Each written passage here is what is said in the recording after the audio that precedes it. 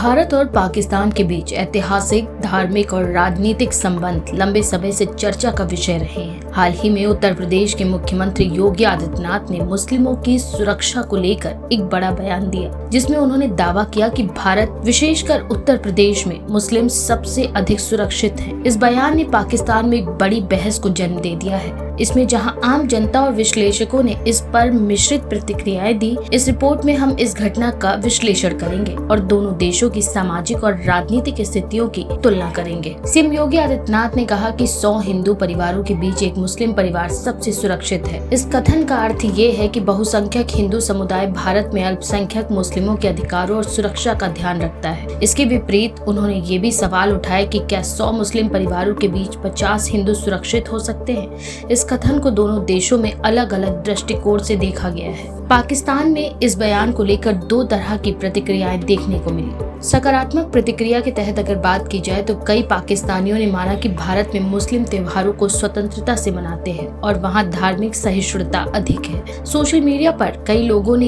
ये भी कहा कि भारत में उनके मुस्लिम दोस्त सुरक्षित और खुशहाल जीवन जी रहे हैं। वहीं नकारात्मक प्रतिक्रियाओं के तहत बात की जाए तो कुछ लोगों ने भारत में मुस्लिम समुदाय की स्थिति पर सवाल खड़े किए और दावा किया कि उन्हें सामाजिक भेदभाव और चुनौतियों का सामना करना पड़ता है। राजनीतिक और सामाजिक प्रभाव के तहत इस बयान ने भारत और पाकिस्तान दोनों में राजनीतिक हलचल मचाई है। भारत में भाजपा समर्थकों ने इसे सरकार की नीतियों की सफलता के रूप में देखा, जबकि विपक्ष ने इसे एक सांप्रदायिक बयान के रूप में निरूपित किया है। पाकिस्तान में मीडिया और नेताओं ने इस बयान पर गहरी दिलचस्पी दिखाई और इसे अपने राष्ट्रवादी एजेंडे के संदर्भ में प्रस्तुत किया। भारत और पाकिस्तान में धार्मिक अल्पसंख्यकों की स्थिति हमेशा से तुलनात्मक चर्चा का विषय रही है। भारत में मुस्लिम समुदाय को धार्मिक स्वतंत्रता प्राप्त है, जबकि पाकिस्तान में अल्पसंख्यकों को कई सामाजिक और कानूनी चुनौतियों का सामना करना पड़ता है। सीएम योगी का ये बयान भारत और पाकिस्तान दोनों के लिए एक महत्वपूर्ण सामाजिक और राजनीतिक संदेश देता है।